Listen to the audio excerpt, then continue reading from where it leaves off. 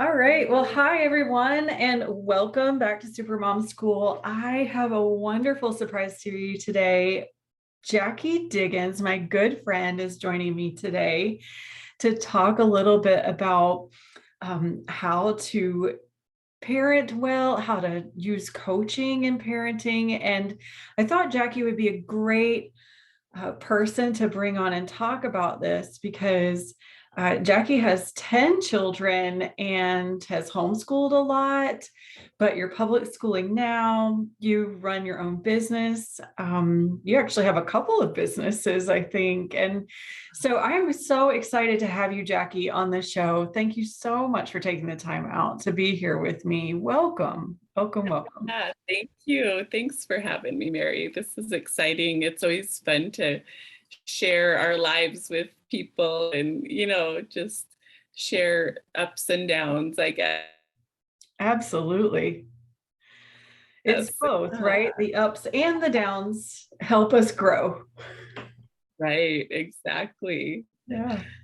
So tell me a little bit more, tell us a little bit more about your family and sort of, I'd love to hear just some logistics about them, but also um, maybe a little snapshot of maybe where you've been in your parenting before and where you are now, some of the things that have helped you grow. Okay, great. Yeah. So, yeah, like Mary said, we have 10 children and seven of them are still in the home. They range from 25 down to six. So our three older ones are married and out of the house, and the seven at home are now in public school. Okay. So we homeschooled for about 20 years, just under that. And it was amazing. I love the lifestyle. But, when God tells you to do something else, even though it's scary and you're not quite sure how it'll all work, I know for me, I learned I need to do what he says. Yeah. That's the best place. So about 5 years ago, we went on that venture of switching the seven kids from homeschool to public school. And it's all worked out. But this is what I stood on during that time because it was hard. I mean, and like Mary, with homeschooling, it's a lifestyle, and you don't always be concerned about if they don't quite learn to read this age, they will the next year, or whatever. So, and we had some of that with different ages, not catching on as quick. And so, anyway, but this is what I stood on. God told me they will excel and be a light. And so Mhm. that's what I stood on as I move them into school. No, God said they're going to excel and be a light there, and so that's what's going to happen. Like that's the only option. Well, what a But beautiful promise.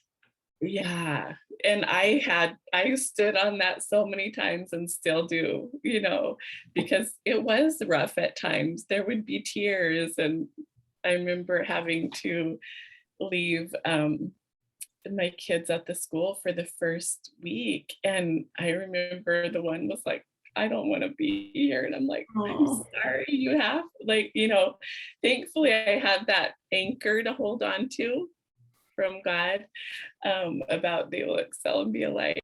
But yeah, there were some rough days there, but thankful I did it. And that's where we're at now with that. But earlier on, when we were homeschooling, and I probably had six kids at the time, I remember sitting on my couch, and we would always do music together. A few of the older ones were playing music, little ones had their little instruments, and I had a baby in my arms. And I remember tears running down my face going, God, I don't know how to do this. mhm. And I remember also feeling the anxiety all over my body. It was like my first time of that awareness that I was in my own home with my own kids, doing my normal daily things, and I was stressed out. And I Hmm. was like, why would I be that way? It would. my life would be the same basically for however many years if I lived stressed out like that just in my normal daily life. Why would I? Why? That was my question. Why am I feeling this way?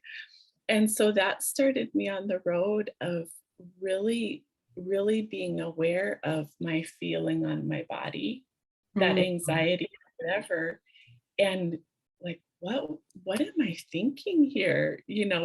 And switching thoughts. And so God took me on that journey even before becoming a covenant coach that way. But with the coaching, I see what he did in that area was he taught me the tools to help others, and, Mm. and then the tools to then go after my dreams, or getting coached myself so I can move on from there. But I remember, like, why would I be upset over spilled milk? Just asking myself that, in those younger years when it feels like every time, at least in our house, it was every time you turn around, the cereal spilled all over the floor, the milk spills, and then the dish breaks, Right. all at one time. Did you ever experience anything like that? Oh, yes. You were talking about spilt milk. I think back to there was a period of time where I quit feeding my kids rice because I was so tired of trying to get it back up off the floor after the meal. They would put far more rice on the floor than they would in their mouths. And I Right. thought, that's it. No more rice until they're Yeah. teenagers because this makes me so angry every time it Right. happens. So yeah, It's definitely can relate to yeah, that. well, and that thought of like, why do we get angry over something like that? You know Mm. what I mean? Like that was for me what I was walking through. Why would I?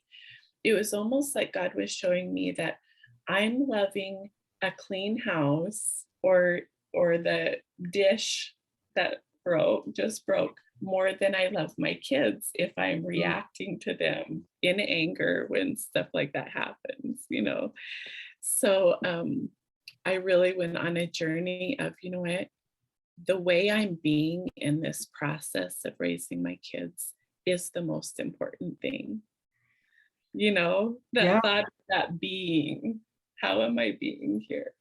And so it just took me on that journey of like, what, I am not gonna react here. And in doing that, I would become, instead of how I used to raise my voice, I became very quiet. Hmm. I would speak very softly instead Yeah. of yelling.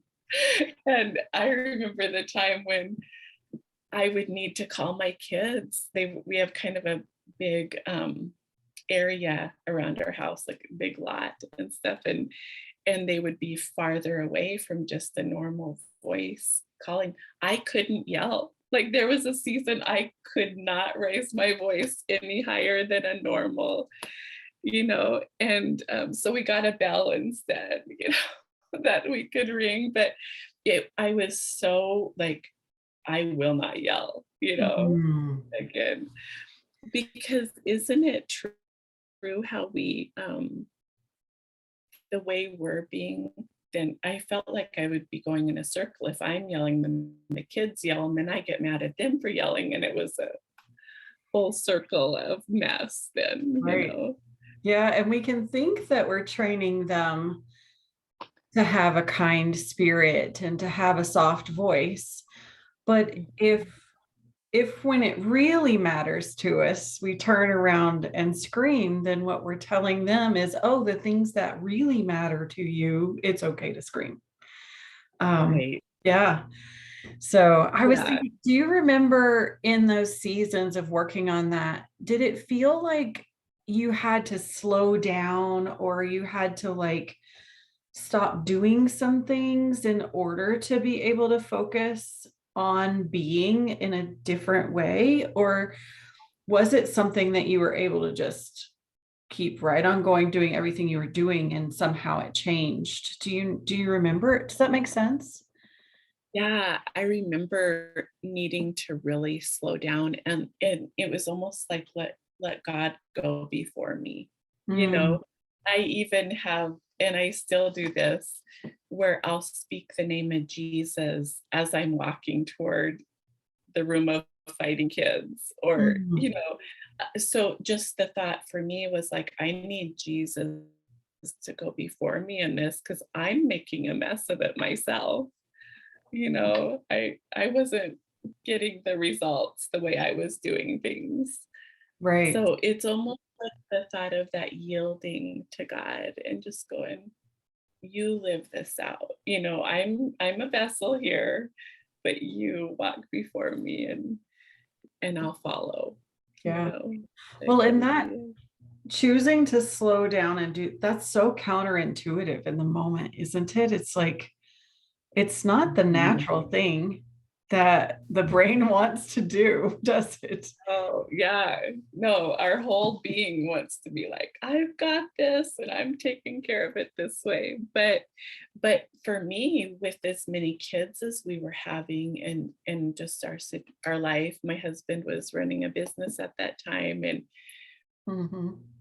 I just was like, I realized I can't keep doing this. It won't, I mean, I would be stressed out and just sick and all the time if I continued that way. Yeah. So I love that I knew measure. I had to back up. Yeah. I love that measure that you talk about. Like, if this is how normal life is, this is not okay. That, like, it's, you're not evaluating in that, you're not evaluating an emergency situation. You're really evaluating, no, this is my everyday life. This is not an emergency. I'm setting a pattern to do this way for the next 20, 25 years. And if I don't like the normal day today, then it's setting a precedent for the whole, like a quarter of a century Right. of being stressed out every single day. That sounds yuck. Yeah. Does that sound fun? Yeah, it's like, no thanks. I need to No do thanks. something else. So Yeah. that Yeah. really must have given you some um, real incentive to make some big changes, to do something different there. Yeah. Not only for my own well-being, Mhm. my own health and mind, but also for my kids, because what I was doing was what I learned, what I was exposed to, as a Right. kid, and so if I wanted something different for my family, I was going to have to change it, Mhm. and walk it out differently. Right. Yeah, and Yeah. that gives them new tools as they're learning and growing up, that, oh, we're learning how to deal with this. Like, this is the way that we do this. We do slow down. We do say the name of Jesus before we walk into. They're learning that model when they're young. That must feel really exciting as a parent, to have them begin to learn those strategies instead at a young age, having that modeled for them so that they potentially can do that with their own kids, I would think. Mhm. Yeah, and, I think, watching our kids now, they all have their own, lives to walk out, and they still have, uh, learning to do, of course, but Mm. if I can at least give them, model some good tools, which now with after becoming a coach, I actually have the specific tools to kind of help and walk through the modeling, and, Yeah. but more of the tools to help them, then I, I can see it making a huge difference, Yeah. even as they navigate through public school, and, all the things that they're involved in now. Yeah. Can you think of any recent examples of how those coaching tools have helped you with your kids, or even maybe helped your kids navigate something different now than they would have before? Yeah, I think they're being okay, and I've told them this all along, but just walking them through it, just even that it's okay to be different. Mm-hmm. They don't have to fit in.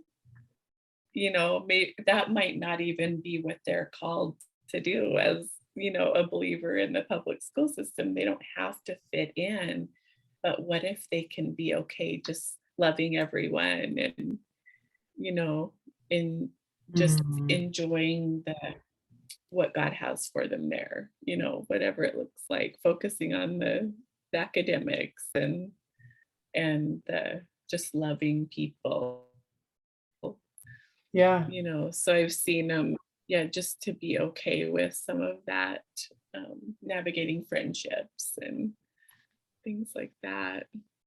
Yeah. It sounds like there must be a significant amount of working with their thoughts, like what they're believing about who they are and who they're called to be, that help them Mhm. walk that out in their own life, just like you were Yeah. focused on on who you were called to be when you're modeling for your kids. There, is it true that it follows through with them as they're going like to public school and such, focusing on those thoughts?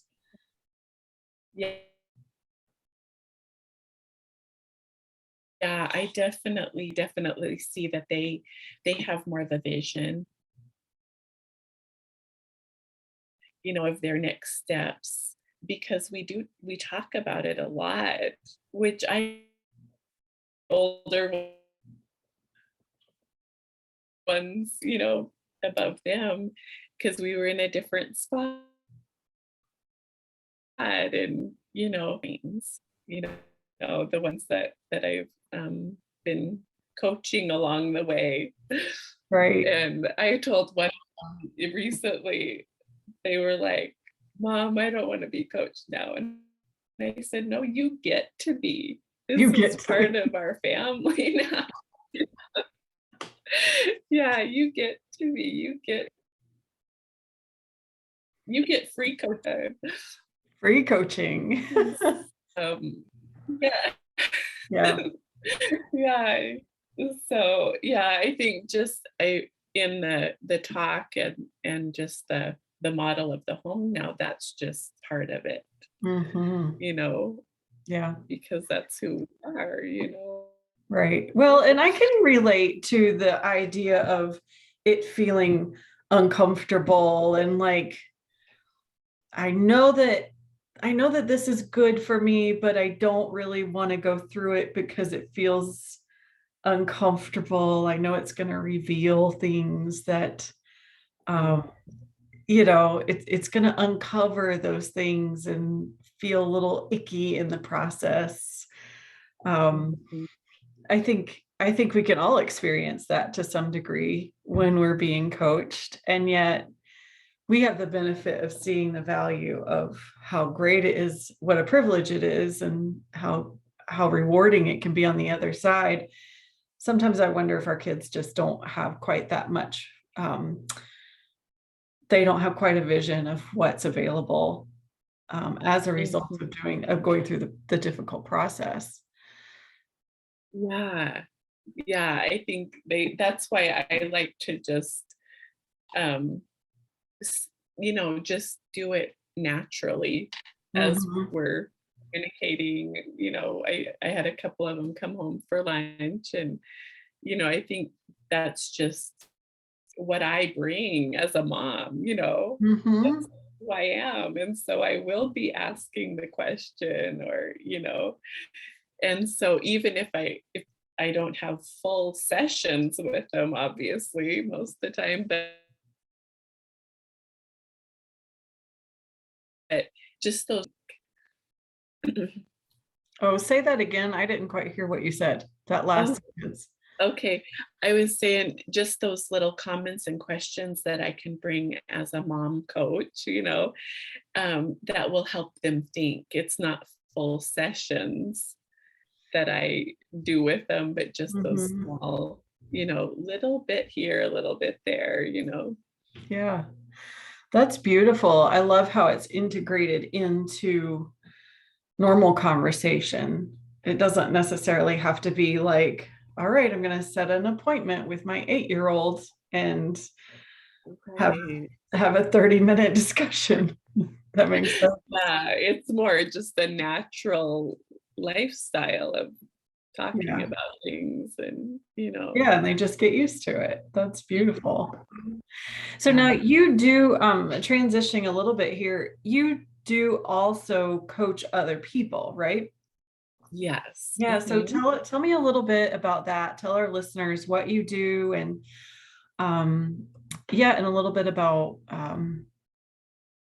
how that works for you. Yeah.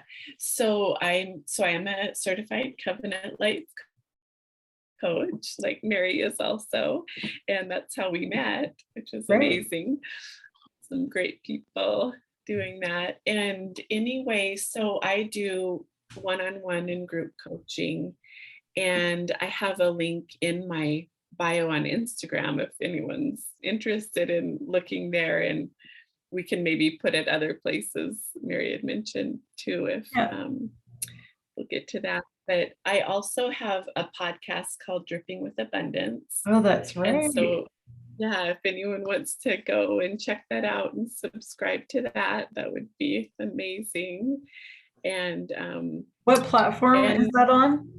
oh, that one's on Spotify. On Spotify. Okay. And that's dripping with abundance. Gotcha. Yeah, with Right. Abundance. Yep.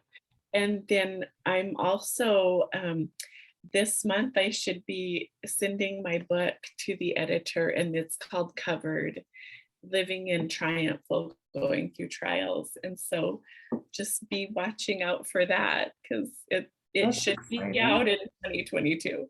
So Awesome. And so it's going to be called Covered. Is that what you Covered. said? Covered. Mhm. Nice. Yeah.